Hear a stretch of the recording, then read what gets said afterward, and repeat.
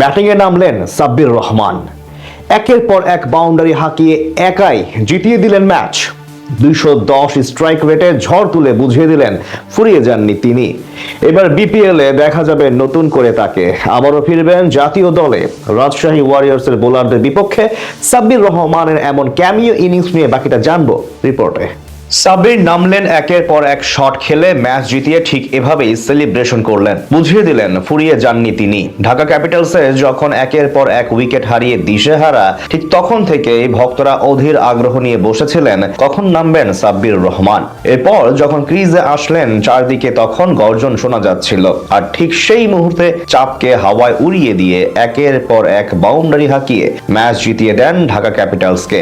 বাংলাদেশের ক্রিকেটে এ যাবৎ কালের সবচেয়ে বড় প্রতিভার আবিষ্কার হলেন সাব্বির রহমান। অপার সম্ভাবনা ও সামর্থ্য নিয়ে আন্তর্জাতিক ক্রিকেটে পা রেখেছিলেন তিনি। 2017 সালে বাংলাদেশে খেলতে এসে সাব্বিরকে বিরাট কোহলির সঙ্গে তুলনা করেছিলেন অজি কিংবদন্তি স্পিনার নাথান লায়ন। 2016 থেকে 2020 সাল পর্যন্ত নিজের প্রতিভার ঝলক দেখিয়ে সবার মন জয় করে নিয়েছিলেন এই পাওয়ার হিটার। তার হাঁকানো বিশাল বিশাল ছক্কা এখনো চোখে ভাসে ভক্ত ও ক্রিকেট ফ্যানদের। তেমনি আজ আরো একবার ঝড় তুললেন 22 গজে।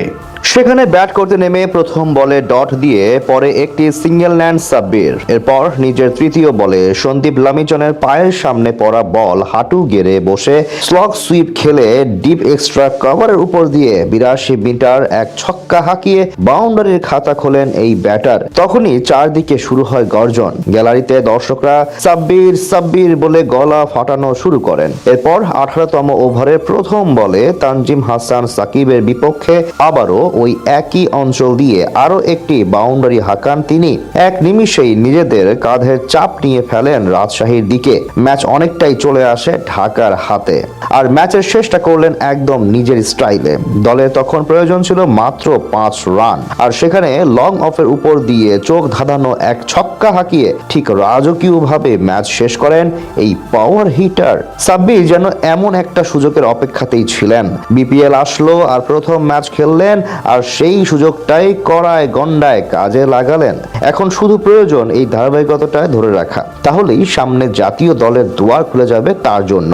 সেই আশায় বুক বেঁধে আছে তার সমর্থকরা। হয়তো সামনে টি-20 বিশ্বকাপের স্কোয়াডেও নিজের জায়গা তৈরি করে নিতে পারেন সাব্বির রহমান।